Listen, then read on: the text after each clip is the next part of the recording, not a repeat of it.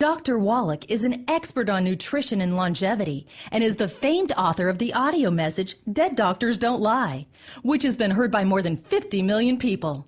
Get ready to learn and to laugh as Dr. Wallach shares some important facts that could very well save your life.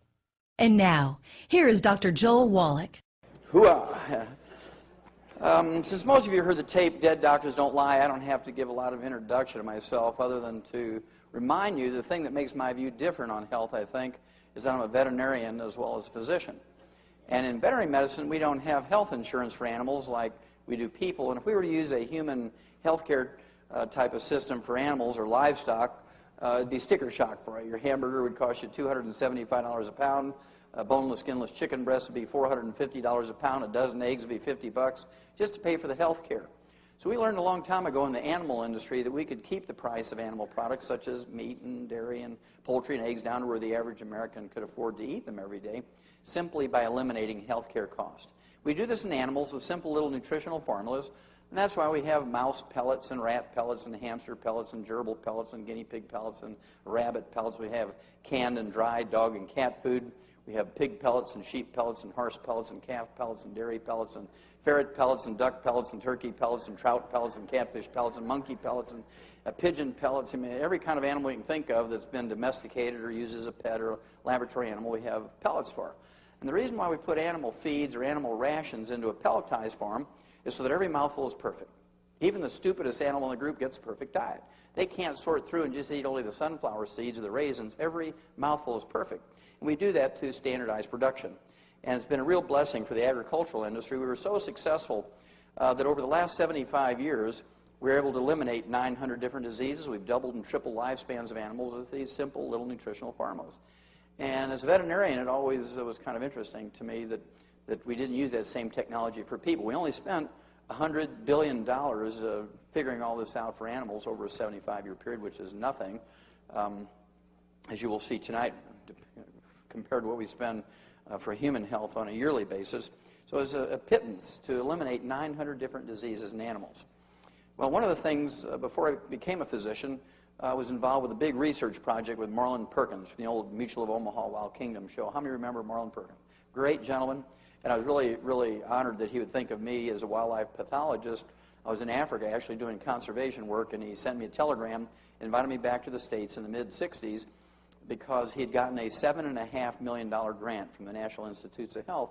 And this was to study pollution in the environment and the world ecology. And my job on the project was to do autopsies of animals that died of natural causes in the big zoos around the United States, because big zoos tended to be associated with big cities.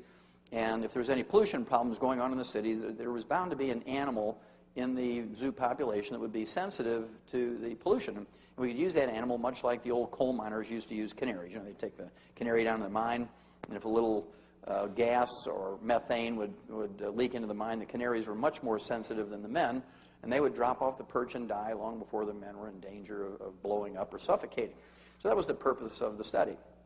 Well, to make a long story short, over some years, I had done 17,500 autopsies on over 454 species of animals and 3,000 human beings for a comparison. And what I learned, ladies and gentlemen, was that every animal and every human being that dies of natural causes dies of a nutritional deficiency disease. I'm going to repeat that because that's a very profound observation. Every animal and every human being that dies of natural causes dies of a nutritional deficiency disease. And of course, that was poo-pooed by many medical experts back then, because how could anybody die of a nutritional disease in America, right? There's no evidence to support the claim that we can prevent and cure diseases with vitamins and minerals. Raise your hand if you ever heard some version of that. No evidence to support the claim you can prevent and cure diseases with vitamins and minerals. Doctors say that, experts say that, professors say it, bureaucrats say that, everybody says that. Well, how many of you have ever heard of scurvy? Raise your hand. Sure, you know you can prevent and cure scurvy with vitamin C? How many of you have heard of rickets? Raise your hand. You know you can prevent and cure rickets with vitamin D? How many of you have heard of goiter? Raise your hand. You know you can prevent and cure goiter with iodine and copper and selenium? How many of you have heard of anemia? Raise your hand. Golly gee, you know you can prevent and cure anemia with iron and copper and folic acid and vitamin B12? And what about things like beriberi with congestive heart failure? You know you can prevent and cure that with thiamine or vitamin B1? And what about pellagra with all the emotional stuff and schizophrenia and diarrhea and all the skin diseases that go along with pellagra? You can prevent and cure that with vitamin B3, or niacin. And all the essential nutrients are called essential nutrients because if you don't have enough, you get diseases. If you get the disease, you take the nutrient, it goes away.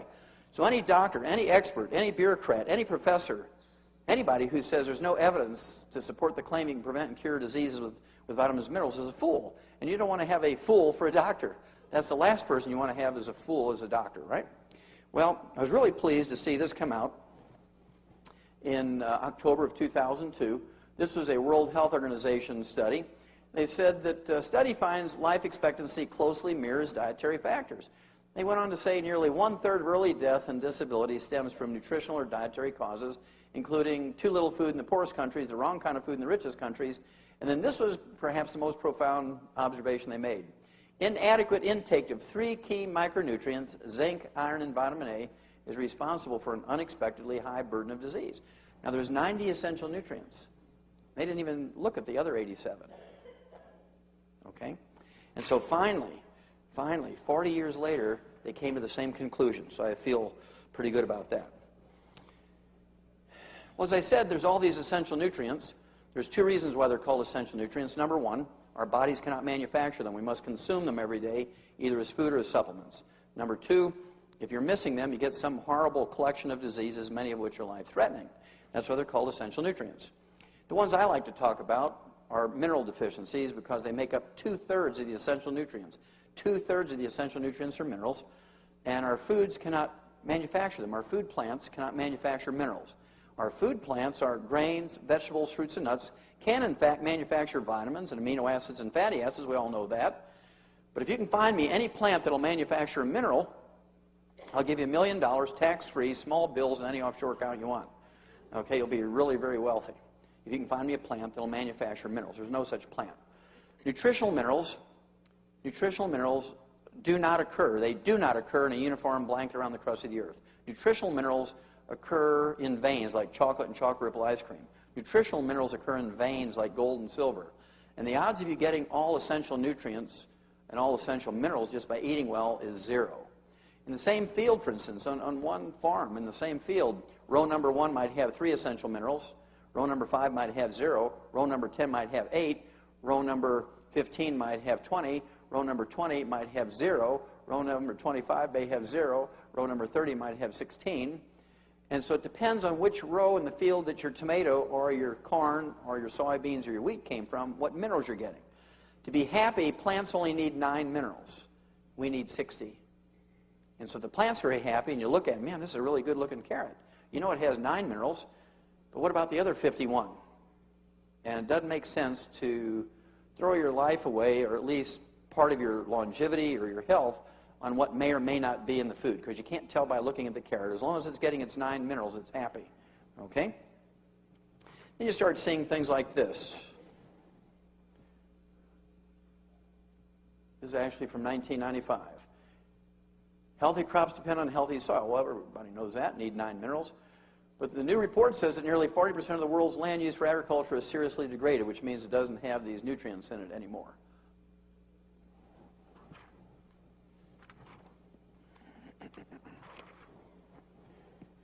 Loss of good soil of cancer. This came out in 1992. They said that African soils over the last 100 years in 1992 had been depleted, and its fertility by 74%, Asia by 73%, Australia by 55%, Europe 72%, the United States, North America 85%, and South America by 76%. I thought this was kind of interesting. This came out in January of 2000, and this was a little report, and I never have taken the time to get the original because this is self-explanatory. Some blame the environment. USDA says better test a factor. Well, I think it's more serious than that. They compared a 22-year period from 1975 to 1997 on certain nutrient values in our food, and they took the 12 most popular vegetables that are grown and eaten in America, including broccoli and cabbage, carrots, cauliflower, collards, daikon, kale, mustard greens, onions, parsley, turnip greens, watercress, etc. They found out that there was a 53% drop in the calcium values. They found out there was a 38% drop in vitamin A, 48% drop in riboflavin B2, 35% less thiamine or B1, and a 29% less niacin or vitamin B3. And again, the reason is, if you're not putting the essential minerals in the soil that the plant needs, slowly, their ability to manufacture vitamins begins to drop. We know that today there's only about 8% protein in our wheat. 1900, there was 23% protein in our wheat. Okay? This is not a mystery that you can prevent and cure diseases with vitamins and minerals. This came out in 1992. Cover article, Time magazine, The Real Power of Vitamins. New research shows they may help fight cancer, heart disease, and the ravages of aging. Now, it was very obvious after writing some 75 scientific articles on these diseases that were caused by deficiencies of vitamins and minerals and trace minerals and amino acids and fatty acids in animals and people. 75 scientific articles were published in medical journals and veterinary journals, pathology journals. Wrote chapters for 8 multi-author textbooks on the subject. Wrote a big textbook of my own, big 1,000-page textbook, trying to educate medical students. Was not very successful at that, and it was very obvious nothing was going to happen. So I went back to school and became a physician. In 1978, began to use these veterinary nutritional formulas in my human patients. And one of the things I wanted to do special for my patients was to get them to live to be an average of 100 instead of 75. So I began to collect information on what it takes to live to be 100 instead of 75. And it's very interesting. A certain percentage of my patients back then, in 1978, would say things like, I don't think I want to live to be 100. I said, well, why wouldn't you want to live to be 100? Well, I don't want to wind up in a nursing home and be abused. And I thought that was kind of reasonable concern. So I began to collect information on 100-year-olds that would satisfy me that I was doing the right thing to help my patients live to be 100. And this is the sort of evidence you can find. This happens to be from September 2000. This is a cover of this particular issue of Scientific American. It's a great little scientific journal that they use to teach the scientific method to high school kids and college students. And they write it in the 5th grade reading level so college students can understand it.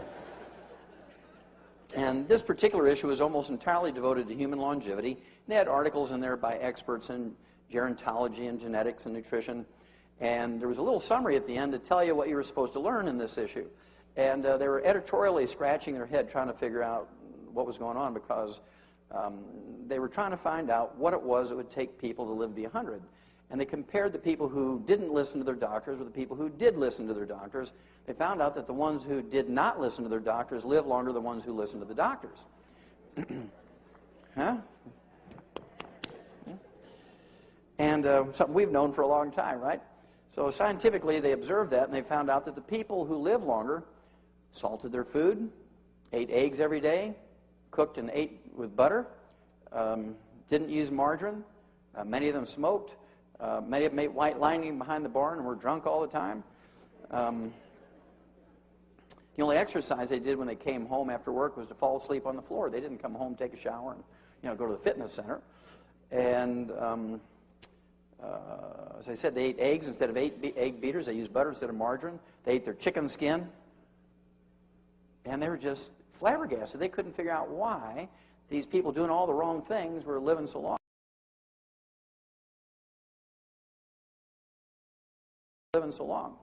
Well, obviously, it's because the people who are getting advice from doctors are getting inappropriate advice. If the advice that doctors were giving was correct, then there should be a lot of people living to be 100 who follow the doctor's advice. So we're going to look at some of that. First thing I wanted to do is get some scientific evidence on what it would take to live to be 100. And I look for an animal model. Being a veterinarian and a pathologist, I look for an animal model first. And I ran into, doing some research, I ran into some stuff that was published in the 1860s, 1863. One was written by William Banting on how to cure corpulence. Corpulence is an old-timey word for obesity. And this was back in 1863. And he talked about a low-carb diet, kind of like the Atkins diet. Maybe it should be the Banting diet, instead of the Atkins diet.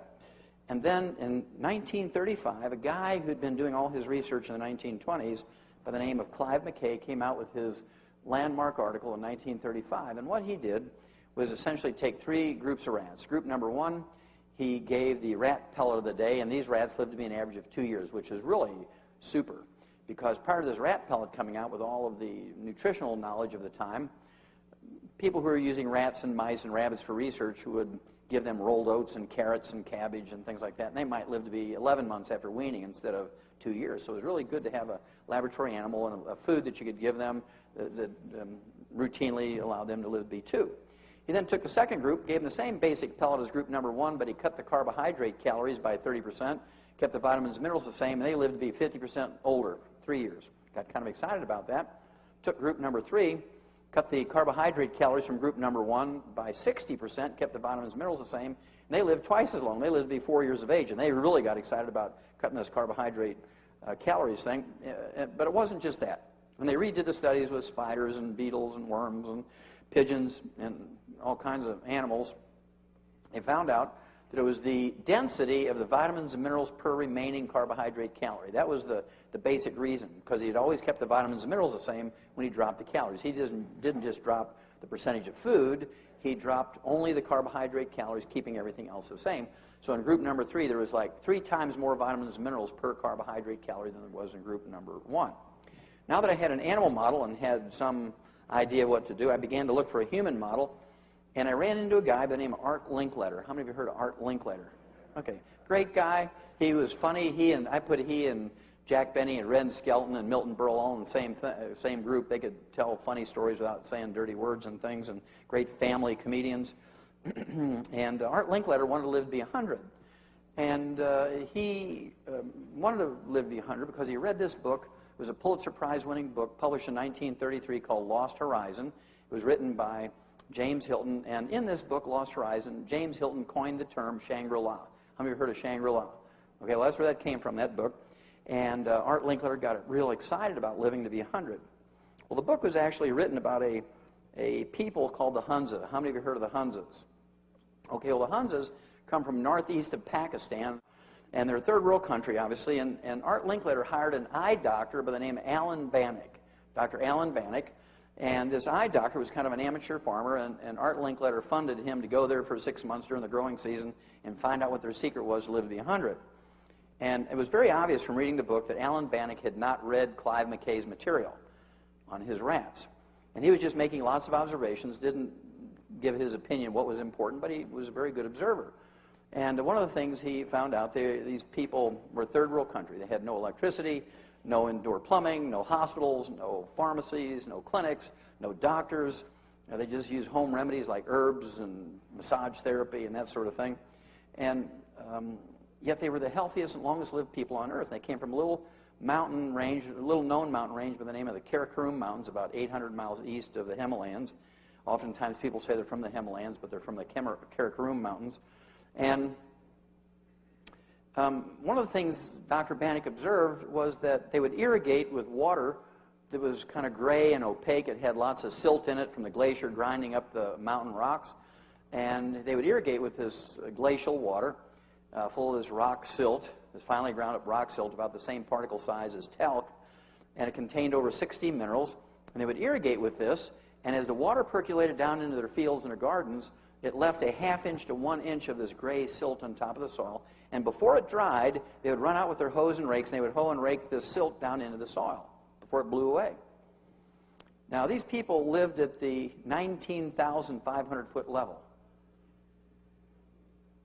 Now, at 19,500 feet, you can't grow corn and potatoes and rice. Okay? They could grow wheat and rye and barley, but because of the very short growing season, their yields were very, very tiny. Their only carbohydrate they ate during the day, was a little tortilla, 1 tortilla a day. Little round flatbread. That was it. No other carbohydrate. The majority of their food was goat and lamb and mutton and camel and things like yak and rabbits, and they'd get some wild sheep and goats in the area. They'd eat chickens and eggs. They didn't have fish in those areas. They were too high up for fish. And so they cooked in butter. They used milk and cheese and yogurt.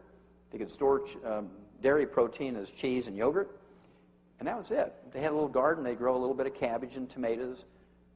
Nothing else. They would also take the wood ashes from their fires, their cooking and heating fires, and put it in their gardens. How many of you ever put wood ashes from a fire into your garden? Yeah. This is a very old European and Asian custom, And somehow somebody learned that by putting the wood ashes from your fires in your gardens, it increases the yields and makes the food taste better and so forth. Well, it turns out the wood ashes are the minerals that are left when you burn away the carbon in the wood. So now I had not only an animal model, but a human model. They had a renewable source of minerals in their food. They were on a low-carbohydrate diet. And to me, it seemed it explained why they lived to be a ripe old age and were very productive. I also began to collect birthday announcements and obituaries of people who lived to be 100. I wanted to see really what happened to people when they lived to be 100. So I'll show you a few. Ralph Charles from Somerset, Ohio, about in the middle of the state, back in October of 1999, turned 100, and they had a nice little newspaper article about him and told his story. And the fascinating thing to me about Ralph Charles was that at age 100, he was still piloting charter flights and paying passengers around the central part of the United States. He used his single-engine Aranca aircraft. He didn't have any restrictions on his health papers or his license. Now, to me, he doesn't look like what you would expect a decrepit 100-year-old to look like. To me, he's very vibrant. He looks like he's maybe in his late 70s or early 80s, and he's 100 years old and still piloting. I mean, you can imagine if he had Alzheimer's disease, he'd get up there and he'd say, "Excuse me, ma'am, where are we going?" That'd make you nervous, wouldn't it? But he didn't have those problems, obviously. For you ladies, I'm going to throw in Connie Douglas Reeves. Back in September of 2002, she turned 101. When she turned 101, September 26, 2002, she was inducted into the Cowgirl Hall of Fame, and her personal motto was, "Always saddle your own horse." And to me, she looks like one of those feisty little people that wouldn't listen to a doctor. You know, she's got her thumbs in her belt, she's got her shoulders back, her chin's out. You can just imagine a doctor saying to her, "Look, Connie, you're 101 years old now. It's time to give up salt. We got to worry about your blood pressure. It's time to give up eggs and butter. We got to worry about your cholesterol." And she's going to say, "Well, up yours, doc, and I've been eating salt and butter since before you were born and eggs before you were born. I'm not going to give that up." You can just see her. She is not a shrinking violet. For those of you that are a little more genteel, in May of 2001, this fellow here, Harold Stilson from Deerfield Beach, Florida, turned 101, went out and played golf for his birthday, and he hit a 6th hole-in-one at 101. Now, you have to have a strong grip. You have to be able to see 108 yards. You know, you have to have good eye-hand coordination. You have to have good memory. You can't have Alzheimer's disease. You can imagine getting that golf club up there and saying, "Is this baseball? I mean, what am I doing here?" Right? And so he's color-coordinated. It doesn't get any better than that for 101 years old. I think he looks pretty good for 101.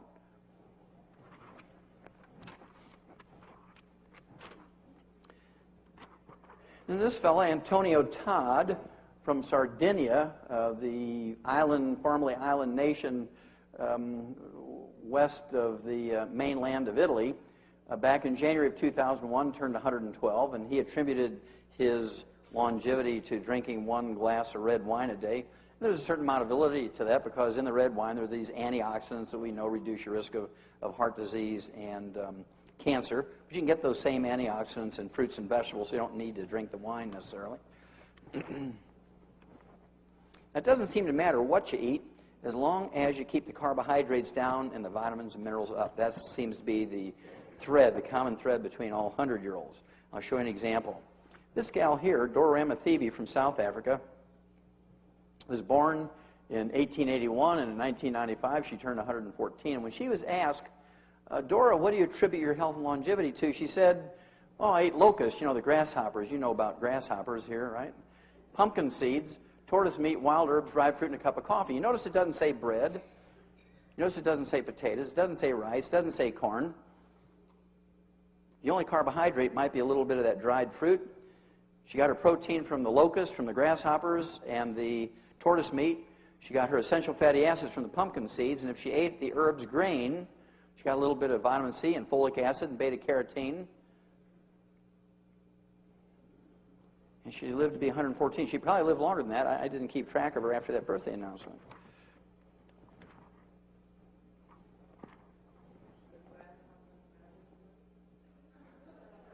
Yeah, crickets won't work. Okay. February 15th, 2003, this gal here, Maddie Owens, 119, died at age 119, and she grew up in South Carolina, and apparently when she was born in 1883, she was still working in the cotton fields. Owens told her family of her hard work in the cotton fields. I guarantee you that she didn't have vaccinations. I guarantee you that she didn't have antibiotics. I guarantee you she didn't have 3 good square meals a day. But I'll bet you, because I spent a lot of time in Africa, 2 years in Africa, and I know what they did with their wood ashes from their cooking fires. They always put it in their gardens, even in Africa, for their cabbage and their tomatoes and beans and so forth. And so I'll bet that her parents put the wood ashes from their cooking fires into the gardens. And one of my favorite birthday announcements goes back to 1995. This was a birthday announcement for Jean Calment from France. And she was documented by the Guinness World Book of Records being the oldest living woman at the time. There was more than 200 women who claimed to be older than she, but they didn't have the paperwork to prove it. Jean Calment had the paperwork to prove, to the satisfaction of the Guinness World Book of Records, that February 21st, 1995, she was in fact 120. February 21st, 1996, she turned 121. February 21st, 1997, she turned 122. And she died in August of 1997 at age 122 years and 164 days. She died suddenly of a stroke. She was up cooking her eggs and singing Farah Jacques. Farah Jacques, Farah Jacques. Ah! Fell over dead. Didn't have Alzheimer's disease. She was bright and mentally alert until the moment she died. She didn't have cardiovascular disease. She didn't have diabetes. She didn't have cancer. And she did have rheumatoid arthritis in her hands. You can see, but that's pretty good. Lived to be 122 and a half. Die suddenly without being mentally infirm. I mean, that's the way to do it, right? I thought this one was kind of cute. I was in Adelaide, Australia, back in October of 2003 when this came out in an Australian newspaper. World's oldest man dies at 122. A Cambodian tiger hunter by the name of Sek Yi, who is also the martial arts expert, attributed his longevity and that of his wife, I'm assuming a widow now, Long Uk, 108, to smoking and prayer. That's kind of a strange combination. But I'm sure he had got some mineral somewhere.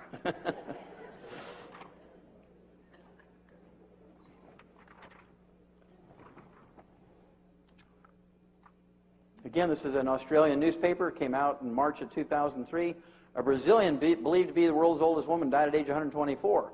Maria Etelvina dos Santos died of a stroke. Her birth certificate says she was a descendant of African slaves born in July of 1878. Do you think she got vaccinations and antibiotics? Do you think she had 3 good square meals a day? No, she was born in a straw hut caulked with cow dung. And probably led a pretty miserable life as she was growing up. But I guarantee you they put their wood ashes from their cooking fires into the gardens.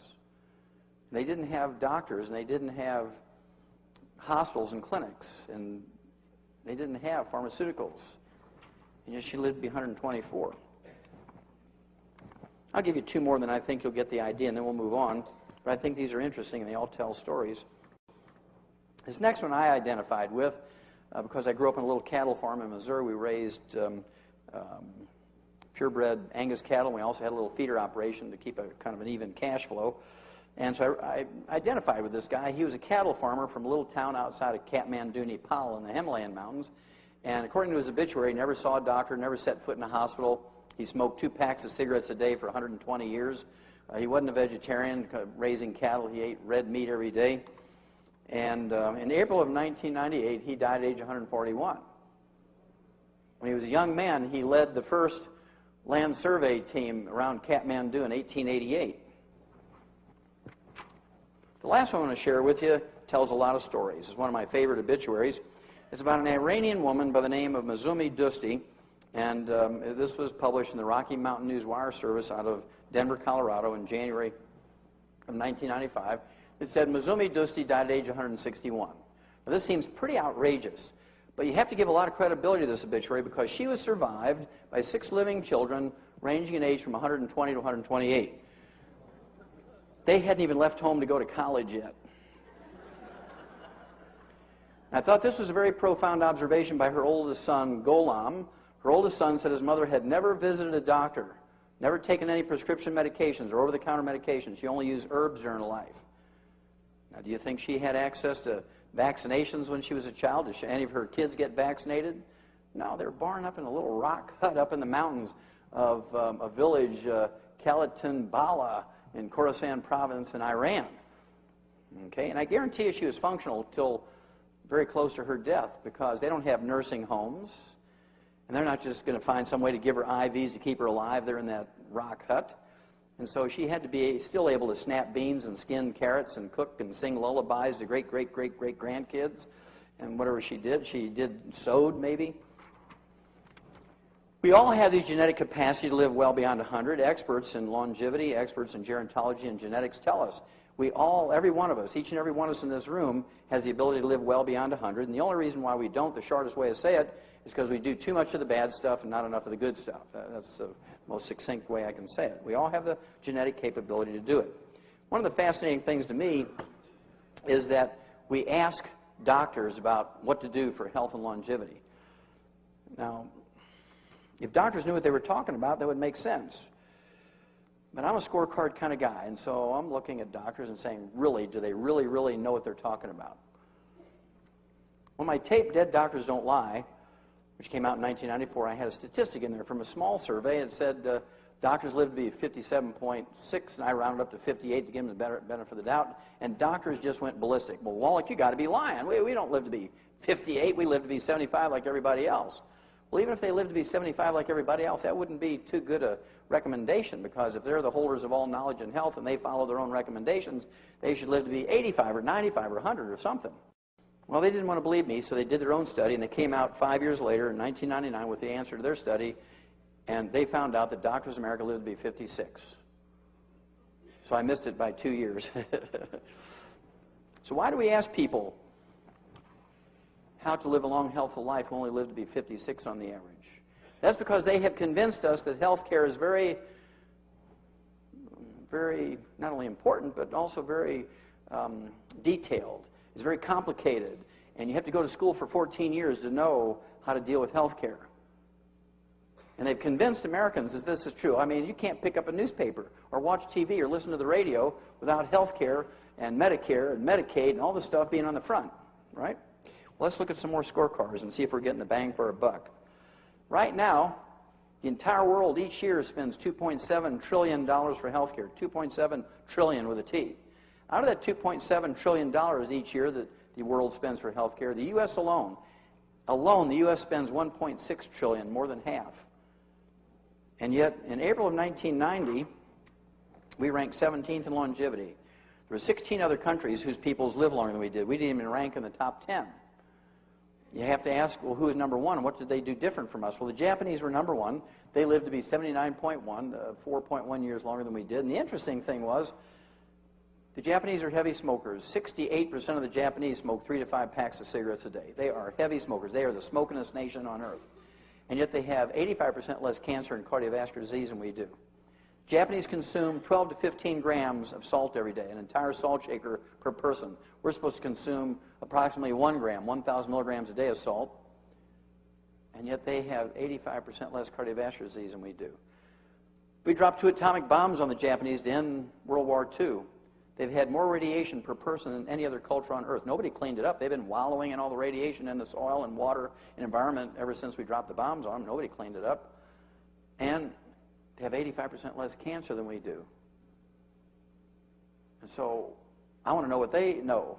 In all this adversity, they're still living longer than us and are healthier than us. You say, well, maybe that was a bad study. It should be redone. Well, they did 10 years later, June of 2000. They reran the same study, and the Japanese maintained number one. But they dropped from 79.1 down to 74.5. So this was our chance to catch up and surpass them with all this money we're spending. But instead, we dropped from 17th in longevity all the way down to 24th because we went from 75 to 70. There's now 23 other countries whose peoples live longer than we do. Now, you don't have to be a genius to figure out we're not getting the bang for the buck. You don't have to be a genius to say, well, maybe the medications we're getting aren't doing any good. Maybe the advice we're getting is not the best. No matter what the doctors tell us, we're going the wrong direction, so you can't deny these facts, okay? You can't deny the facts.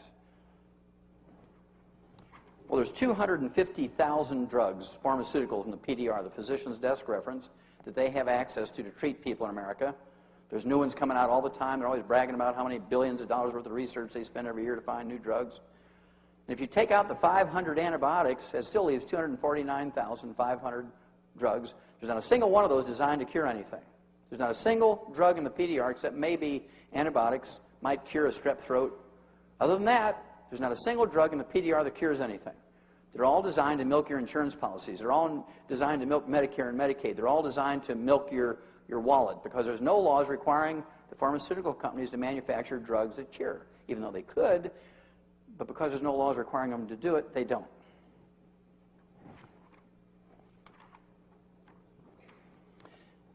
This just came out in January of this year. Health spending has biggest surge in 11 years.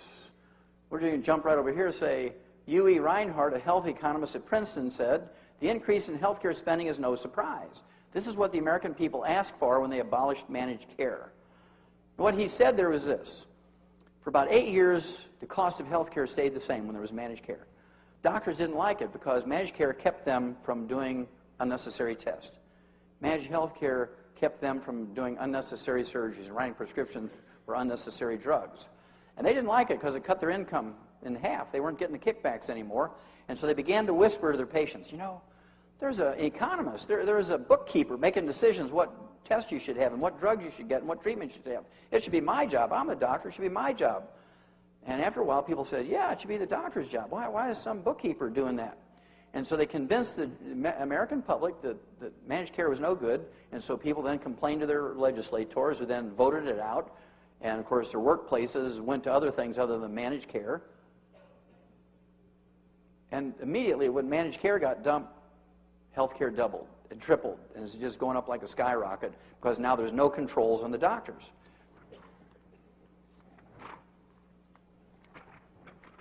Well, how does this affect us? This came out in May of 2003. Age 65-plus workforce rose sharply since 1980.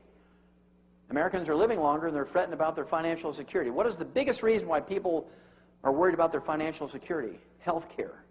Health care, right? Health care is the biggest thing that people worry about. As you get older, you need more health care. And there's all kinds of things happening because of health care. Doctors always get paid. You're going to pay it. Your employer's going to pay it. The government's going to pay it. They don't worry. They're happy, right? I thought this was really a very interesting editorial. This came out in February of this year, just last month, just about a month ago. Outsourcing the American dream. How many of you heard of outsourcing? Okay, good. That's half of you. Outsourcing means that they're sending American jobs to other countries. I'll give you an example. These big corporations are training Indian people in New Delhi how to speak with a Texas accent. So when you call up, you know, you see something on TV you want to order, or in a catalog it says call this toll-free number, or you want to make an appointment for an appliance repairman to come out of your house and put a new motor in your dryer or something. When you call up, they say, howdy, ma'am, how y'all doing? Because they've taught these guys in Pakistan and India how to speak with a Texas accent. How can we hip you? It only rings 3 times, and they pick it up in New Delhi, India, and they take this order.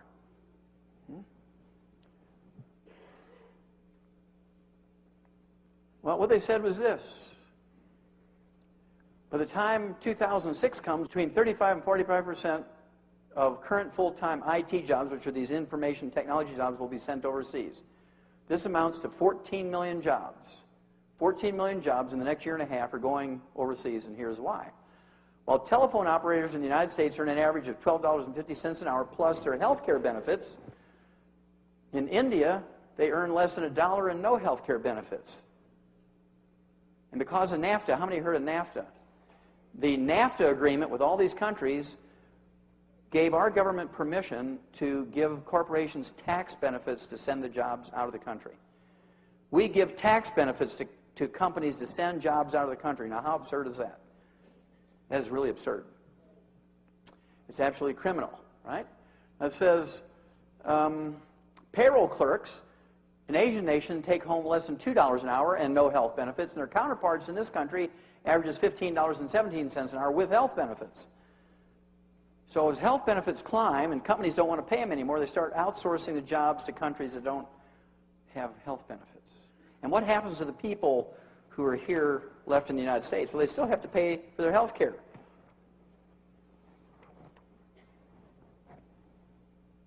This came out in June of 2003. Study finds doctors skip key steps of treatments. Doctors fail to take about half the recommended steps for treating common illnesses, such as high blood pressure and diabetes, suggesting that health care in the United States isn't nearly as good as many people thought. Well, that's not a new belief, right? This came out in October of 1999. Doctors say they'd lie to get insurers to pay. This is a study done in 8 cities, 169 internists, and they presented this to the annual meeting, the American Medical Association conference, annual conference in Los Angeles in October of 1999. And I'm just going to go over 2 of them. This is actually quite a thick report. I'll go over 2 of them. It said 58% supported lying so a severely ill 55-year-old could get a coronary bypass, even though her pains were not becoming more frequent as the insurer required during the managed care days. Now, if your pains are not becoming more frequent and the degree of pain remains the same, this is called stable angina. And how many of you have heard of nitroglycerin? Yeah, for 30, 50 cents treatment, you can put a nitro tab under your tablet. It may cost you $6 to $10 a month to deal with the pain. And as long as the frequency is the same, the pain level is the same, you can do that forever. And also, how many of you have heard of Dean Ornish? Well, Dean Ornish was an MD, PhD from Harvard Medical School. He did a great double-blind study where he took hundreds of people with 85% and 90% blockage of their 3 main coronary arteries, and he put them on a restricted diet, gave them some supplements, gave them low-impact exercise like yoga and swimming, and in 6 months' time, all their arteries were open 100% without surgery. This was impossible, according to surgeons. The only way to deal with blocked arteries in the heart is to do a bypass, right? There's no way you can do that with diet and exercise and supplements. And so they made him do it again. Another double-blind study worked, results exactly the same. Well, what a doctor should say today when somebody comes to them with angina, stable angina, say, look, let's get on a Dean Ornish program. It's actually going to cut your food bill in half, save a little money here. We're going to get you on a little nutritional program, supplement program, do some yoga. You can do that for free at home. Well, here's a $10 tape. You can learn how to do these yoga exercises. You come back in 6 months, and if you're improved, we'll just keep doing the same thing. If it gets worse, then we'll consider the surgery. But there's no doctors who do that. Doctors kind of lie a little bit, but they want you, well, worse than that, they want God to believe that they're lying on behalf of Mabel or Ruth or Roy.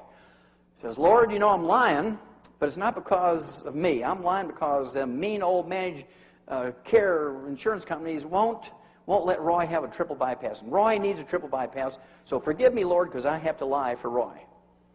Now, why is that doctor lying? Is he lying for Roy's behalf? No, he's lying for his own behalf. He wants $85,000. Keep that cash flow going. The other one I want to talk about briefly is a 1997 study by the Health Insurance Association of America found that 75% of insurance fraud is committed by providers, which is their code word for doctors.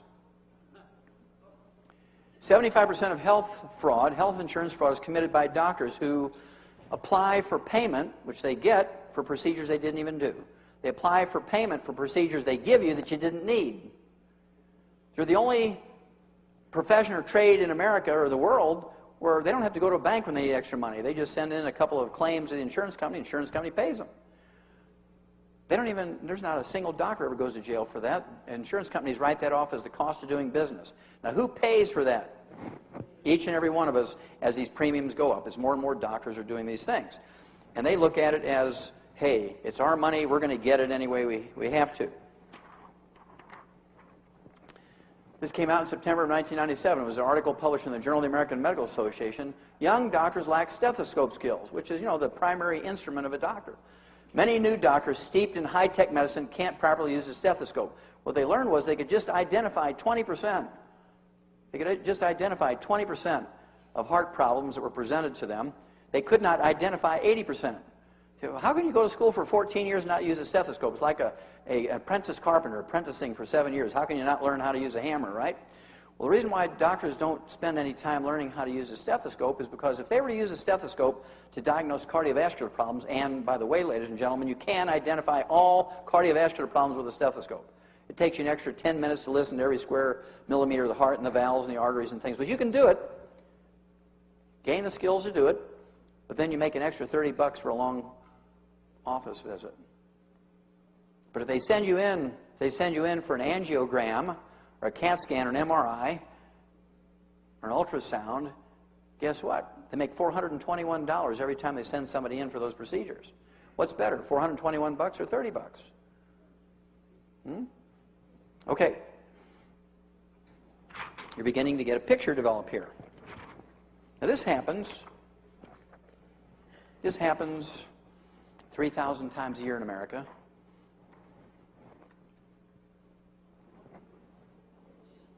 Mildred C. Clark, 86 years old, was found cold, stiff, and blue on her apartment floor.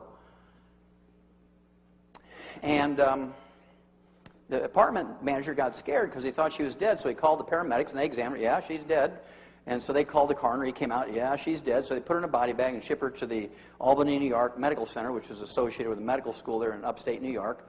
And so they sent an intern down to do the final exam before they wrote a death certificate on her, because you can't do an autopsy on somebody until they've had a death certificate.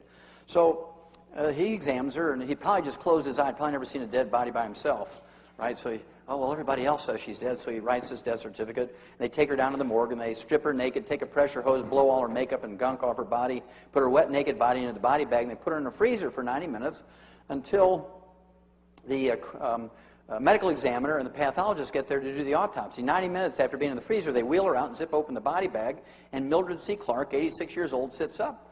She says, "Thank God you found me. It was cold and dark in there, and I didn't know where I was." I mean, after 14 years of medical school, doctors can't even tell if you're alive or dead. That makes me nervous.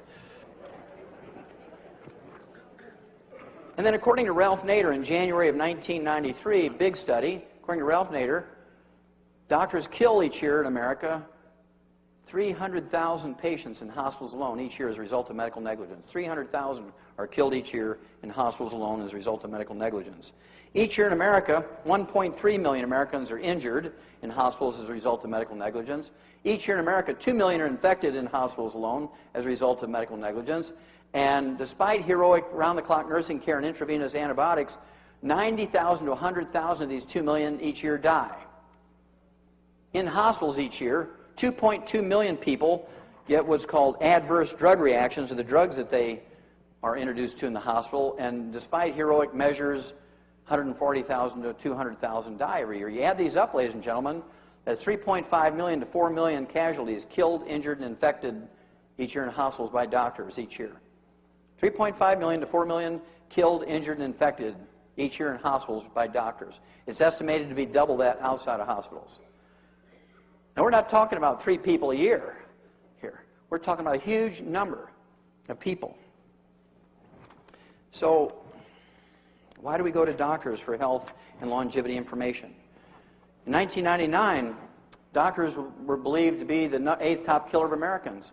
Medical mistakes are the 8th top killer of Americans, behind cardiovascular disease, cancer, diabetes, Alzheimer's disease, gastrointestinal problems, liver problems, kidney problems, and doctors. Today, this is just out. I haven't had time to make a slide, but trust me, right now, doctors each year in America kill just short of 800,000 people. They're now listed as the #1 cause of death in Americans. Number 2 is cardiovascular disease. Number 3 is cancer. Number 1 are doctor kills. Okay? Now, how do we deal with this? You know, even Thomas Jefferson said that a little revolution once in a while is a good thing. It's time to revolt against the American healthcare system. They do everything in their favor, nothing in the favor of the patients. It's a miracle. It's a God-given miracle if you survive a hospital visit, truly, without being damaged or infected or killed.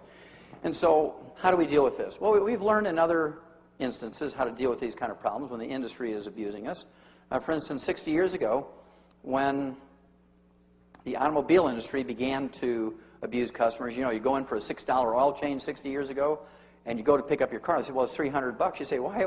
That's my month's wages. What do you mean, $300? Well, you told us to do whatever was necessary, and so we rebuilt your transmission, we rebuilt your carburetor, we gave you all new tires, we rotated them, we put in new brake shoes, new spark plugs, we gapped them, we did your timing, $300. And you kicked the counter and yelled and screamed, but in the end, you paid your $300.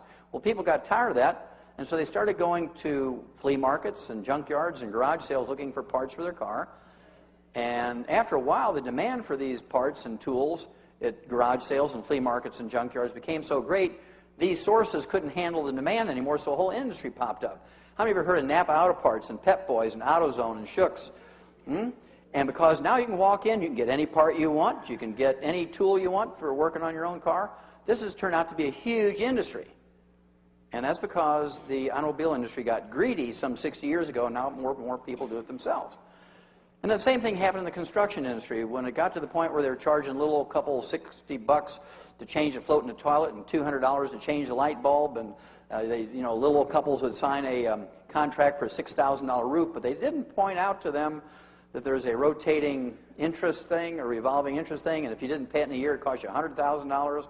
And all these horror stories came out, so people began to go to junkyards and garage sales and flea markets looking for materials and tools to maintain and repair their own homes. How do you remember back in the 50s and 60s when everybody had a table saw and a band saw and routers and all these tools, and you turn your garage into a shop and everybody began to do things themselves?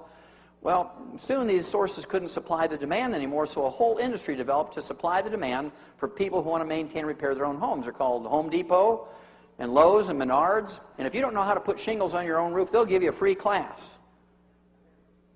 Okay? Well, it's long overdue that we rebel in the same way against the healthcare industry. We need to do more and more ourselves. With a little bit of education, 15 minutes of reading a night, listening to tapes or CDs in your drive around your car. In any particular instance, with 15 minutes of reading, you can do whatever a doctor does. It's that simple. For instance, a doctor has less than $100 worth of stuff in his examining room. He's got a blood pressure cuff, a stethoscope. He's got a thermometer, a little rubber mallet to see if you have reflexes. Well, if you walk in the examining room, I know you got reflexes. Now, if they carry in, I might want to test them. But if you walk in on your own, you're singing and dancing, I don't have to worry about that too much. They have a little AAA battery pen light, they look in your eyes and down your throat with. And that was given to them by some salesman for a pharmaceutical company. You can jerk it out of their pocket and look at it, and you'll say, oh, look at that, Pfizer. Okay? So they have less than $100 worth of stuff. You can go to a pharmacy or a grocery store and buy all that stuff yourself without a prescription.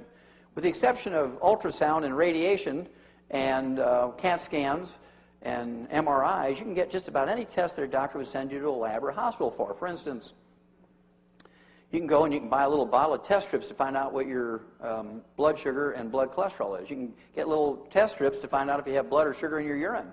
You can get test strips to find out if you have blood in your bowel movement to do a screen for colon cancer and ulcerative colitis and maybe gastric ulcers. You can find out if you're pregnant or not. For $19.95, you can get a little test strip, you pee on it, and you find out if you're pregnant or not. 30 seconds, honey, I'm pregnant, kind of thing, right? 30 seconds, $19.95.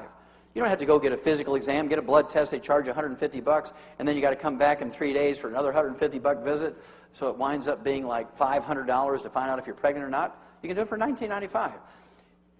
The one that I really find disgusting are the fertility clinics. You have to pay $25,000 up front before they even talk to you, because they might slip and give you a little information. So before the doctor will see you, you got to pay your $25,000, and then they'll start talking to you about what they can do to help you in a situation of infertility. Well, they want you to believe that they are the holders of all knowledge in this. Well, back when I was a kid, my dad only, 60 years ago, my dad only had a 4th grade education, and he knew how to artificially inseminate cattle back then.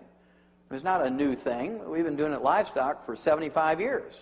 Maybe longer than that in research, but out in the field practicing, any farmer could do AI or artificial insemination themselves. And, with a $2.95 basting syringe and a condom to collect semen, you can do it yourself for less than $5.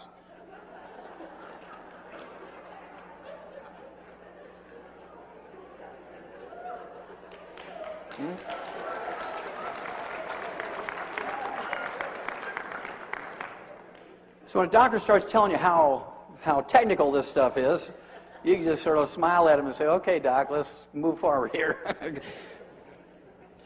Now, how many of you ever heard of cholesterol? Raise your hand. If you didn't raise your hand, I think you're asleep. Okay. Each year in America, we spend over $100 billion for cholesterol testing. Not treatment. Just cholesterol testing, we spend over $100 billion a year. It's a huge industry just for cholesterol testing. That's why, doctors have made everybody in America paranoid. How many of you had anybody in your family live in their 80s or 90s? Raise your hand. Sure, I think most people in America have had somebody in their family live to be 80, 90. I guarantee you they ate eggs, they cooked in butter, they didn't have margarine back then. They salted their food. These people smoked. They, they ate red meat instead of tofu. They ate eggs instead of egg beaters. They didn't exercise, and yet they lived to be 80, 90. Many of them went on to live to be 100. And following their advice, we're going backwards. Spending $100 billion a year for cholesterol levels and eating the way doctors have told us. Most people revere their doctors. We've gone from 17th in world longevity to 24th. So it doesn't seem like all that's doing much good. Well, if any of you can find me a disease, if anybody in this room can find me any disease that is caused by elevated blood cholesterol and triglycerides, I'll give you $1 million, small bills, and any offshore account you want tax-free. There's not a single disease caused by elevated blood cholesterol and triglycerides. When you have elevated blood cholesterol and triglycerides, I kind of look for other things. You might have a deficiency of niacin, vitamin B3. You could have deficiencies of chromium and vanadium, 2 trace minerals. You might have deficiencies of the essential fatty acids, or a ratio problem between omega-3 and omega-6s. You could have early goiter, or hypothyroidism will cause an elevation in your blood triglycerides and blood cholesterol. You could have early diabetes. You can have early diabetes. Even before your blood sugar goes up, your blood cholesterol and triglycerides go up when you have diabetes. Don't take my word for it. Go to the library and look in a medical book on diagnoses. What's the first blood changes that occur when you have diabetes? Elevated blood cholesterol and triglycerides. What's the first blood changes when you have low thyroid? Elevated blood cholesterol and triglycerides. Do the elevated blood cholesterol and triglycerides cause any disease? No. They're just signals. They're just signals to look somewhere.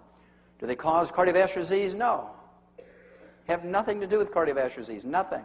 Well, why do doctors get so excited about lowering your cholesterol and lowering your blood triglycerides? Because they get a kickback every time they write a prescription for statin drugs. Lipitor, Loped, and Lipitor. Why would you take a drug that doesn't really do anything, doesn't prevent diseases, lowers your cholesterol, that's what they do, but it causes liver cirrhosis and blindness. That's why you got to go in every couple of months to get your blood taken to see how your liver's doing. They got to look in your eye to make sure you're not going blind yet. Why would you take a drug that gives you liver cirrhosis and makes you go blind when it doesn't do anything? How many of you ever heard of free radicals? Good. How many of you heard of trans fatty acids? Yeah, these are common words today. Everybody in the street, even little 6-year-old kids know about these things. And yet, doctors continue to recommend to consume free radicals and trans fatty acids. If I were to come out with a product, Dr. Wallach's 100% pure free radicals, the finest trans fatty acids in the world, and I'd label and put them in a health food store, how many people would buy them? 0. I wouldn't sell any of them. And yet, everybody listens to the doctors when the doctors say, I want you to use margarine instead of butter. Margarine is nothing more than a big block of trans fatty acids and free radicals. It is pure 100% trans fatty acids and free radicals. They've killed more Americans with margarine in America than all the wars put together in the 200 plus years we've been in the country, both domestic and foreign. And so if you have any margarine at home tonight, I want you to go home and box it up and ship it UPS to Castro. Put a little note in there that says, my cardiologist says this is good for your heart, and I, in a show of good faith, I'm sending you some margarine. Hopefully he'll be stupid enough to use it. And I like to have my patients eat 6 to 10 eggs a day. The more eggs you eat, the lower your cholesterol goes. The more eggs you eat, the lower your cholesterol goes. I personally eat 6 eggs a day, so I hope you do too. They're great protein. And if you don't fry them, don't cook them in margarine. You want to poach them, soft boil them, hard boil them, soft scramble them in butter at low temperature. This came out in 1995. This little study was presented at the annual meeting of the American Heart Association in Anaheim, California. They said 2 eggs a day won't hurt. And when that report came out in 1995, that sent a shockwave through the entire medical system. Because prior to that report coming out, eggs were the father of the devil. I mean, if you ate eggs, you were doomed. Nobody would hang around you. He's an egg eater, I really like this one. Makes my 10 look pretty conservative. This came out 13 years ago. New England Journal of Medicine, very respectable medical journal. Normal cholesterol in an 88-year-old man who eats 25 eggs a day. Now you have to ask yourself, why was this old dude eating 25 eggs a day? Maybe he didn't have any teeth and couldn't eat steaks anymore. Maybe he owned an egg farm and liked to do his own quality control. But I think it was more scientific than that. If you appreciate that 95% of male sex hormone, testosterone, 95% of female sex hormones, estrogen, progesterone, 95% of the weight of our adrenal hormones, our adrenaline, comes from a master steroid in our body. It's made from a master steroid in our body called cholesterol. You can only make 10%. The other 90% must come from your diet. And when your adrenal glands are exhausted, what's the most likely thing that you're not consuming enough of? Cholesterol. When you're sitting there watching TV, guys, when your wife's saying, hey, look at my nice nightgown, would you rather watch TV or watch me? and she's got you on an egg-free, butter-free, chicken skin-free, red meat-free diet,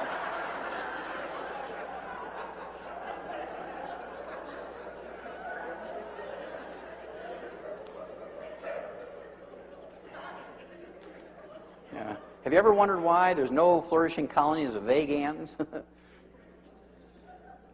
All sit around and hum.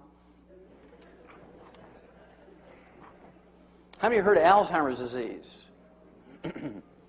It's a physician-caused disease. Mark my words, in the next 2 years, maybe even next week, it'll pop up in the newspaper. There's more than enough information to prove that it's a physician-caused disease. Alzheimer's disease is a disease that did not occur, even by another name, 40 years ago. It only became recognized as a disease in 1979, 25 years ago.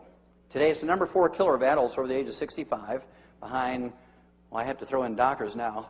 Doctors, cardiovascular disease, cancer, diabetes, and Alzheimer's disease. Now, our brains are made up of 75% a fatty insulation material called myelin. How many of you heard of myelin? Good. Well, myelin is this fatty insulation material in the brain. How many of you eaten a brain sandwich, brain and egg sandwich? Oh, you haven't lived until you eat a brain sandwich. It is good. A little bit of onion and mustard. I mean, there's nothing better than a brain sandwich. It's real cheap now because everybody's afraid of, mad cow disease, so I buy more brains and I eat it. At any rate, this myelin makes up 75% of our brain weight. It's so important to the animal and human brain. Myelin is 75% of our brain weight. And myelin is 100% cholesterol. You can only make 10% of your daily need. The other 90% must come from your food. And if you're very, very good at listening to your doctor's instructions, does that sound familiar? September 2000, Scientific American.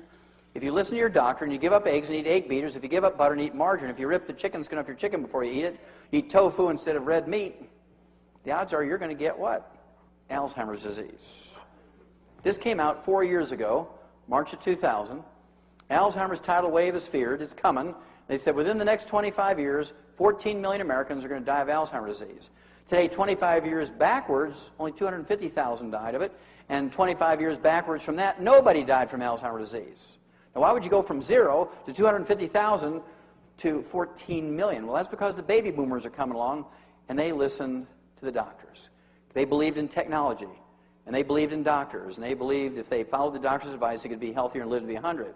And so now baby boomers are the ones that get a higher rate and higher percentage of Alzheimer's disease than our older relatives who could care less. Okay? Remember Ralph Charles still flying airplanes at 100? Harold Stilson still hitting in golf hole-in-one at 101? Mazumi Dusti, 161? Still babysitting and singing lullabies and maybe cooking and sewing?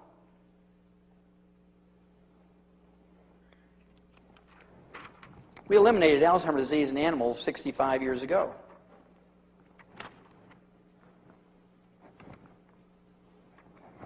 This is a human study that came out in July of 1992. Vitamin E can ease memory loss in Alzheimer's patients. This was a study by the University of California, San Diego Medical School and the Salk Institute, infamous for the Salk polio vaccine. They said that vitamin E could bring back a certain amount of memory and make people functional again. Well, nobody could believe that was true, so they redid the study, and 5 years later they came out with this. Vitamin E might slow Alzheimer's disease. High doses of common vitamin E can slow the devastating decline for some Alzheimer's patients, significantly delaying the need for nursing home care. Again, the University of California, San Diego, University Medical School. Now, if you can delay the need for nursing home care for a spouse or a child or a parent, grandparent, aunt, uncle who has Alzheimer's disease by 5 years, would that be emotionally and financially beneficial to a family? Of course it would. Why don't doctors tell you this? Well, because they own the stock of the nursing home in your town that takes care of Alzheimer's patients. They don't want this to get out. This came out in 2003, November 2003, a study by Tufts University Medical School in Boston. They found out you could reduce your risk of Alzheimer's disease by 48% by just taking either supplements or fish 3 times a day to get the omega-3 essential fatty acids. This has been repeated over and over and over. This just came out January 2004. People taking vitamin C and E were 78% less likely to have a diagnosis of Alzheimer's disease. Now, they didn't even think about the diet, getting rid of fried foods and margarines and sources of free radicals. They didn't even think about eating cholesterol. This was just some antioxidants. And so we know from animal studies and these sort of early studies in human beings that if you eat enough cholesterol, not fried, not cooked in margarine, but poached and soft-boiled and hard-boiled and soft scrambled in butter and meat medium rare and so forth, which we'll talk about in a minute, and take in antioxidants, the odds of you getting Alzheimer's disease is reduced to almost zero.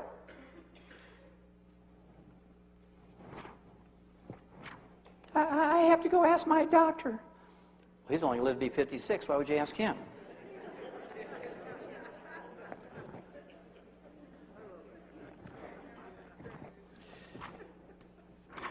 Now, how many of you have heard of high blood pressure? Raise your hand. Sure, everybody knows about high blood pressure, a very common disease. How many of you have heard of a veterinarian telling you need to give your dog a calcium channel blocker or a beta blocker for high blood pressure? Not very often. How about your goldfish? What about your parakeet and guinea pigs? You know, every animal can get high blood pressure just like people. The reason why they don't is in these little pellets we talked about earlier, we put things in there so they don't get it.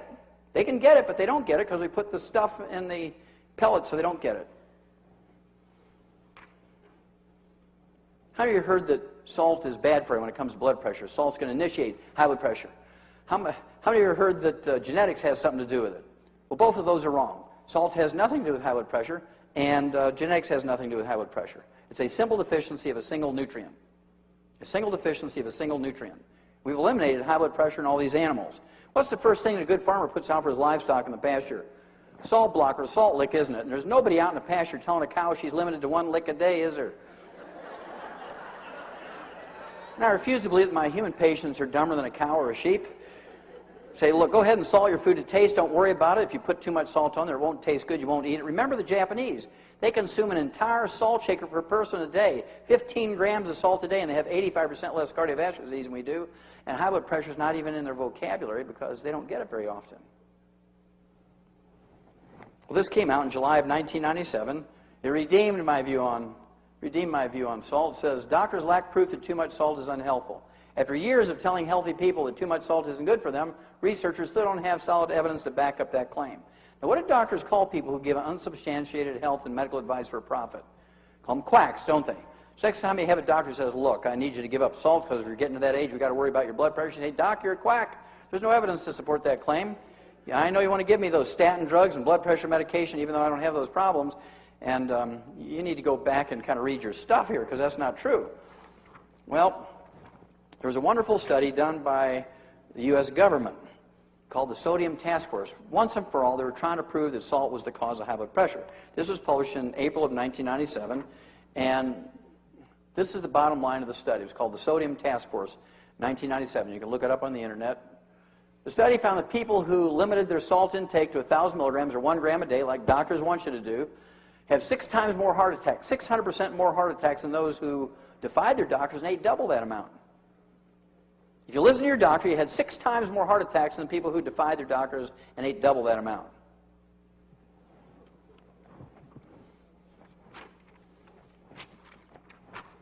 So what mineral are we talking about? What mineral are we talking about when it comes to high blood pressure? It turns out it's a deficiency of calcium. Now, you can drink 50 gallons of milk a day and you can't get enough calcium to get your blood pressure down. You can eat 25 pounds of cheese a day and the only thing that will happen is you'll be so constipated you'll need a jackhammer to have a bowel movement. If you didn't have hemorrhoids, you're going to get them.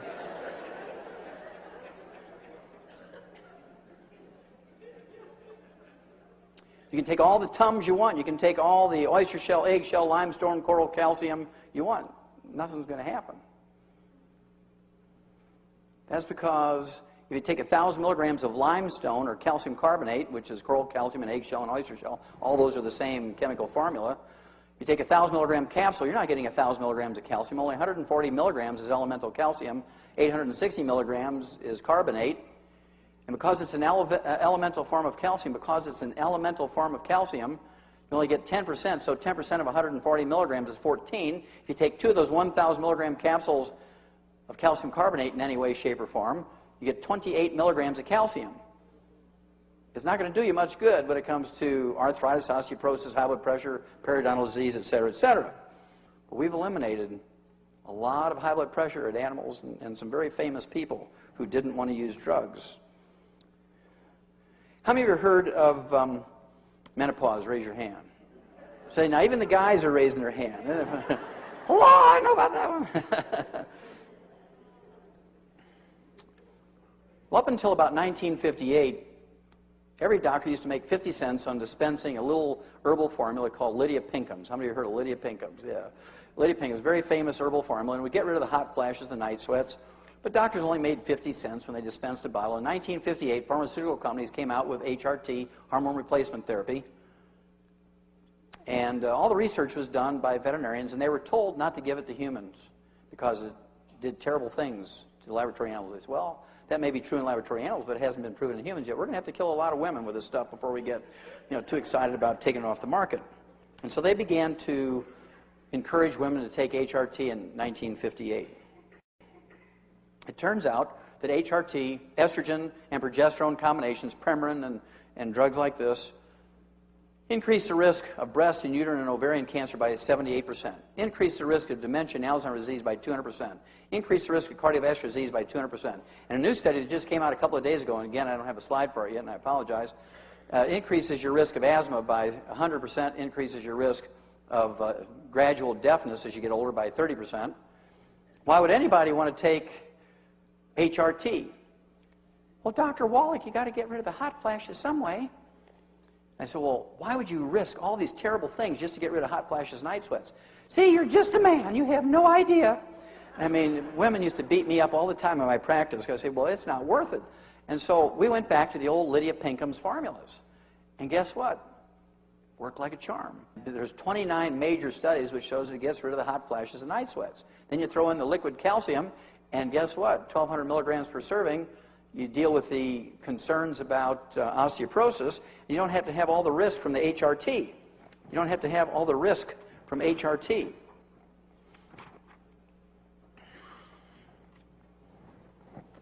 This came out actually in 2000, and they said, and they predicted that the report on carcinogens or cancer-causing chemicals, which was going to come out in January 2002, is going to list estrogen as a cancer-causing chemical. Well, guess what? That report comes out every year. And guess what's at the top of the list of cancer-causing chemicals? Estrogen. What makes it most dangerous is doctors prescribe it. Doctors prescribe it.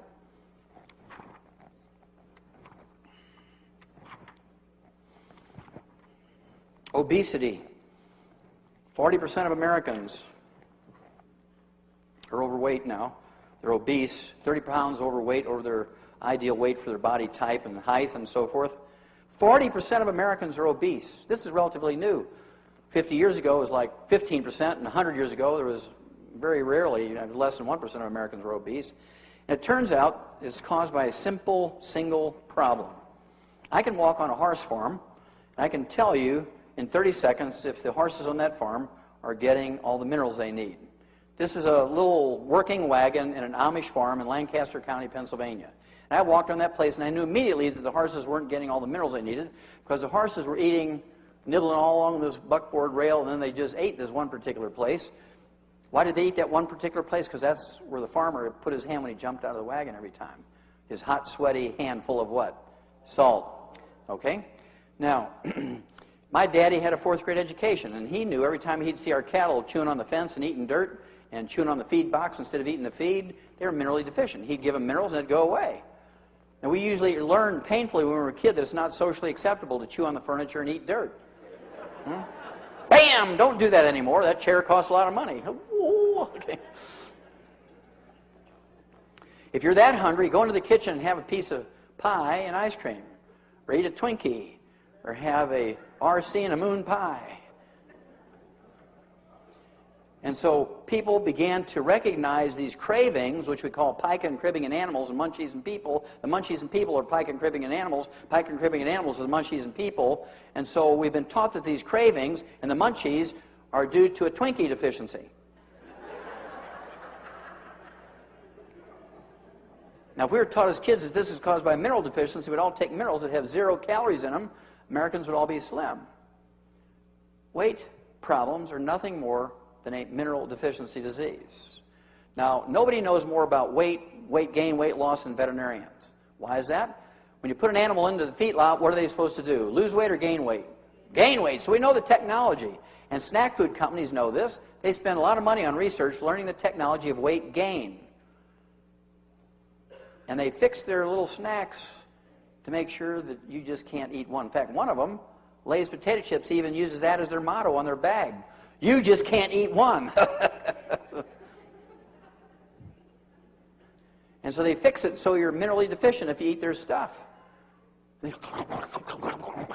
Okay?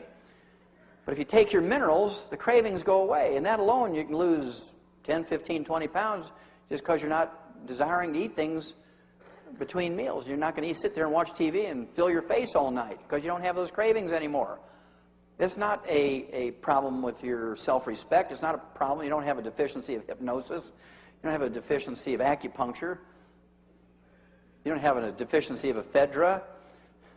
You have deficiencies of minerals.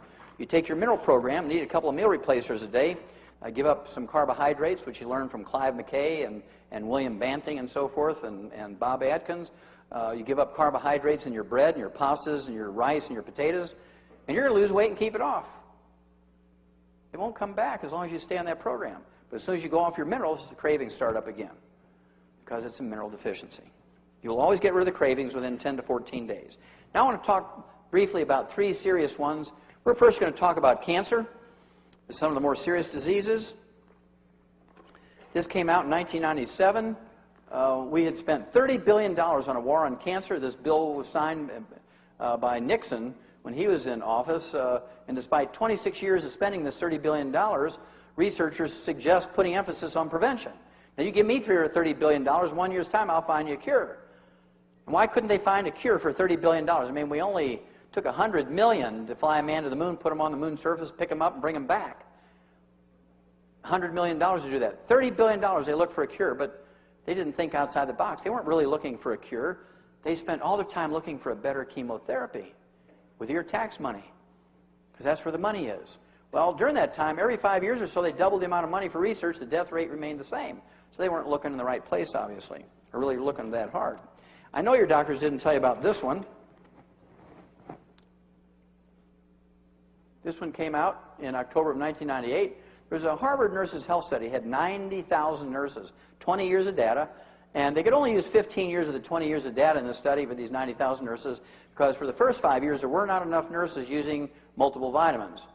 And what they found out was these 90,000 nurses who take multiple vitamins for at least 15 years can cut the risk of colon cancer by 75%. Are there any drugs that will do that? Is there a drug in the market that will cut your risk of colon cancer by 75%? No. How come your doctors didn't email you, call you up, call you, bring you in and say, look, here's something really remarkable. Just by taking one multivitamin every day, you can reduce your risk of colon cancer by 75%. Yahoo! Did they do that? No. I bet not a single one of you got any direct communication from your medical doctor telling you this. They read it in their journals, the Harvard Nurses Health Study. Whether you believe it or not, how many of you have heard that a low-fat diet will reduce your risk of colon cancer and breast cancer and all kinds of cancers? How many of you heard that? Whether you believe it or not. Yeah. This is one of the American Cancer Society, doctors, the American Medical Association. Everybody says low-fat diets will reduce your risk of cancer. High-fat diets increase your risk of cancer. Harvard Nurses Health Study, 90,000 nurses, 20 years of data. They compared the rate of cancer in these 90,000 nurses, comparing those that had more than 50% of their calories as fat, which is a very, very high-fat diet, compared to those that had less than 20% of their calories as fat, which is a very low-fat diet. And if fat content of your diet had anything to do with the rate of cancer, the ones having more than 50% of their calories as fat should have a lot more cancer than the ones having less than 20%. I mean, that's real simple stuff, right? Well, this came out in March of 1999. It was published in the Journal of the American Medical Association. Again, they compared the rate of cancer in these 90,000 nurses, comparing those that had less than 20% of their calories as fat versus those that had more than 50% of their calories as fat. They found no measurable difference. The amount of fat you eat in your diet has nothing to do with the rate of cancer. The amount of fat you eat in your diet has nothing to do with the rate of cancer. Nothing. It turns out the amount of fat in your diet has nothing to do with the rate of cancer. It's how you cook the fat. It's how you cook the fat. Not the amount of fat, it's how you cook the fat. This study came out in 1998, University of South Carolina. Big study. Study links very well done meat to breast cancer, and then later on to prostate cancer and colon cancer. Among women who preferred all their meat very well done with a doneness score of 9, where the fat was burnt, and it tastes very good, believe me, burnt fat tastes very good. I used to eat it when I was a kid. There was a 462% greater chance of having breast cancer than for women who ate their meat rare or medium. Not a 5% increase in risk, not a 50%, not a 100%, not a 200%, not a 300%, not a 400%, but a 462% increase in risk of getting breast cancer, colon cancer, and prostate cancer if you eat your meat cooked well done and eat burnt animal fat. Now, after tonight, you can't claim you were not informed. If you go home, you continue to eat burnt animal fat, whether it's in hot dog skins over the fire, you know, or you're grilling chicken skin and eating it that way, or you're grilling your hamburgers burnt. You know, I get people, I cringe. People, I want my hamburger burnt. I don't want to see anything pink in there. I want it burnt. I want like charcoal. They're doomed. Even God can't help them. You know, when you're that stupid, God can't help you. And when you're at the bottom end of the gene pool, He's got to let you go.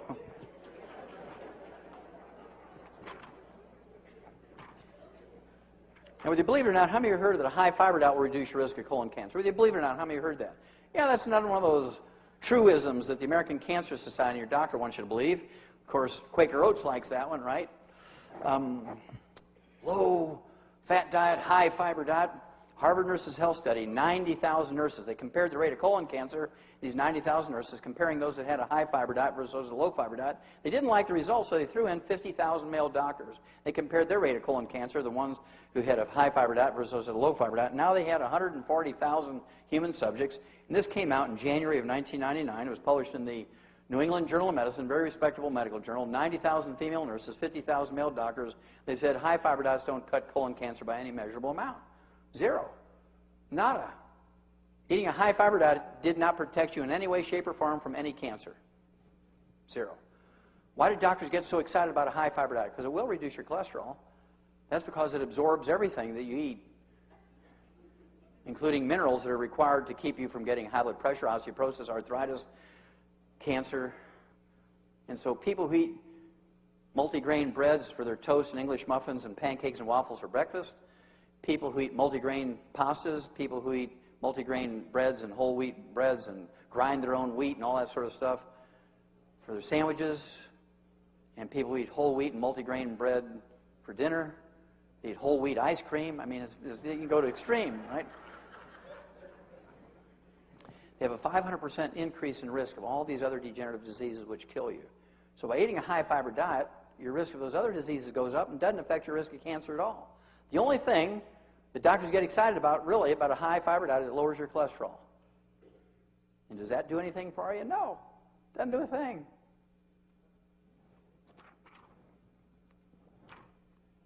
You reduce your risk of colon cancer by 60 to 80% by eating dark berries, raspberries, black raspberries, blueberries, blackberries, black cherries, strawberries, according to the Ohio University.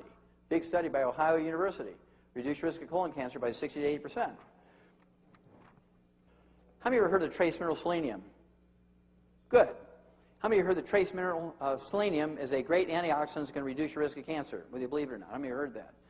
Okay, well, this has been kind of a recent thing. They're kind of growing crazy over selenium. In fact, the information on selenium really came out in April of 1912 in this very famous medical journal called Popular Mechanics.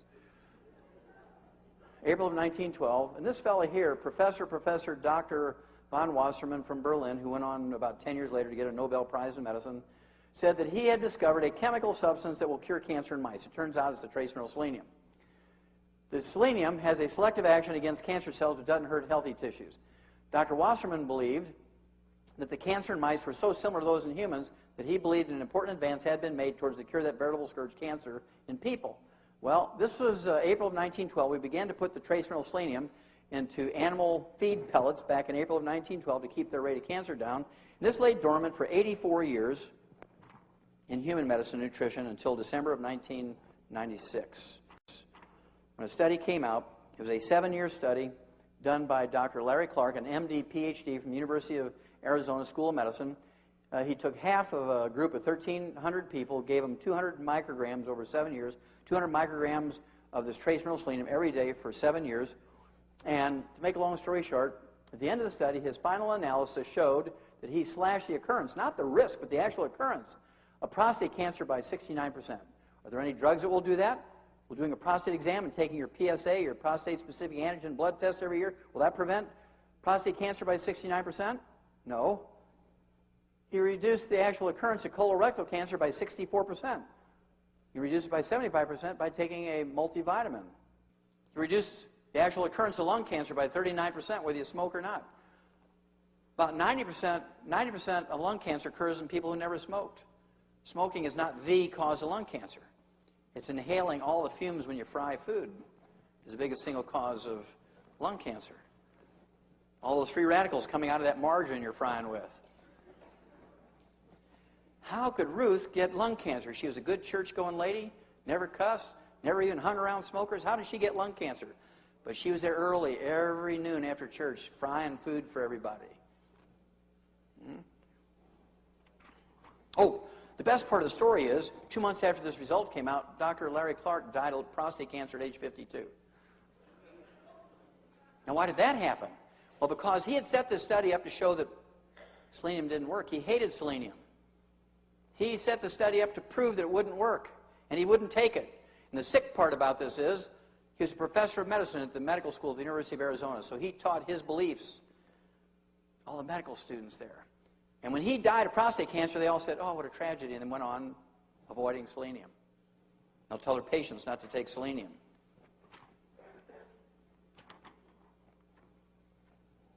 This came out March 6, 2002. Study says a diet rich in tomatoes can cut the risk of prostate cancer, raw tomatoes, by 24 to 36%. If you eat tomatoes cooked, 1 serving a day of cooked tomato will reduce your risk of prostate cancer by 52 to 60%. Because there's an antioxidant in tomatoes called lycopenes. Lycopenes.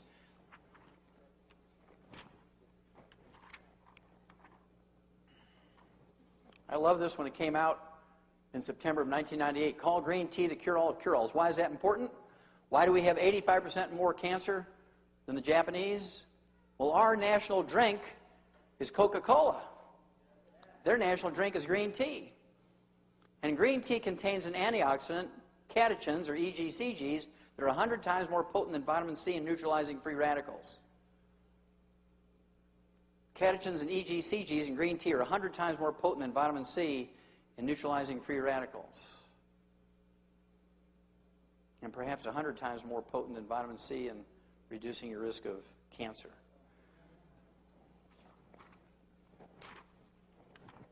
Diabetes. An epidemic disease in the United States. There's 1 million new cases of diabetes every year. There's 32 million diabetics as we speak right now in America. 30 million of the 32 million diabetics are adult-onset type 2 diabetics. They make up the bulk of the diabetic population. And adult-onset type 2 diabetics make more insulin than non-diabetics. There's not an insulin problem with them. And usually if you're asking about insulin, say, well, I've got insulin. How can I be a diabetic? And so doctors say, well, you've got insulin-resistant diabetes. It's not working. The reason why it's not working is you're deficient in 2 trace minerals, chromium and vanadium, and their cofactors necessary for them to work, which are required by your insulin to work in your body. You can make tons of insulin, but if you don't have those trace minerals, your insulin's not going to work. We learned in 1957 that we could prevent and cure adult-onset type 2 diabetes in laboratory animals, pet animals, and farm animals by giving them these 2 trace minerals and their cofactors. This lay dormant for 20 years in human medicine, until 1977, when they found out that they could give intravenous chromium and vanadium and their cofactors to people who had diabetes, and they were unconscious from head injuries. They were in a coma. And they were miraculously cured by giving them intravenously these trace minerals and their cofactors.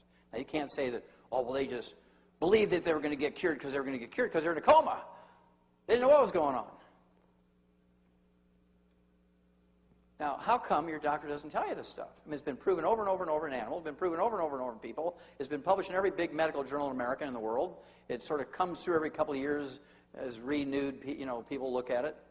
It's not like it's a mystery. Every doctor knows this.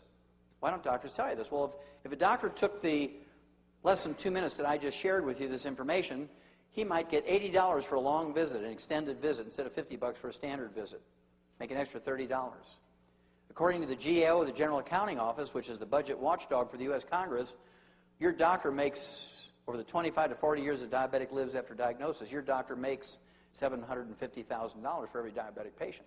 So why would he take $30 when he can make $750,000? And most people say, well, my doctor belongs to my church. I got to believe in him. Well, don't let that protect you. Even members of the mafia go to church, right? So I wouldn't bet on that one.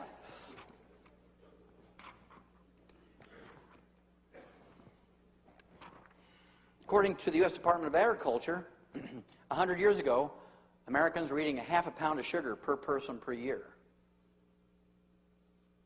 A half a pound of sugar per person per year. Today, 100 years later, according to the U.S. Department of Agriculture, Americans are eating 157 pounds of sugar per person per year, or now we're eating a half a pound a day. So in 100 years, we've gone from a half a pound of sugar per person per year to a half a pound of sugar per person per day.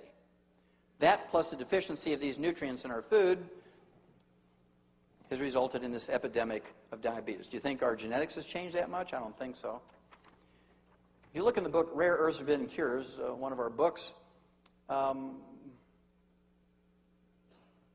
guy who's doing all this study on these two trace minerals back in the 1950s, actually, Dr. Walter Mertz, went back into the 1940s and began to look at chromium levels in American blood, and he found out there was a big range in 1948, micrograms per liter of parts per billion, 28 to 1,000. In 1971, it dropped to 13. In 72, it dropped to 10. In 73, our chromium levels in our blood dropped to 4.7 to 5.1. In 74, it dropped to 0.73 to 1.6. In 78, it dropped to 0.16. Is it going up or down? It's dropping like a rock. Well, in 1980, it went up 3 times over 1978 values to 0.43. Why did that happen? Remember 1977? They were publishing all these papers on how chromium and vanadium was good for you. And so everybody was taking chromium and vanadium. They were running to health food stores and taking it. And so everybody's blood levels of chromium and vanadium went up. But because they couldn't cure diabetes with chromium and vanadium without all those other cofactors, in 1985 it went back down to 0.13 because people got frustrated because it wouldn't work if you just used those 2 trace minerals without the other cofactors. So between not having enough of these nutrients, the chromium and vanadium and their cofactors in our food anymore, and eating all this sugar, more sugar, less chromium, vanadium, we have an epidemic. We have an epidemic of adult onset type 2 diabetes. The last one we're going to talk about is arthritis and osteoporosis. Arthritis and osteoporosis.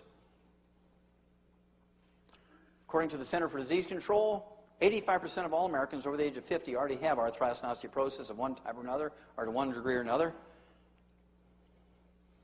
There's not a single medical treatment designed to prevent or fix it. Aspirin, Celebrex, Vioxx, Tylenol, ibuprofen, Advil, Aleve, methotrexate, gold shots, prednisone, cortisone. None of those prevent or cure osteoporosis and arthritis. They all have terrible side effects, many of which are life-threatening.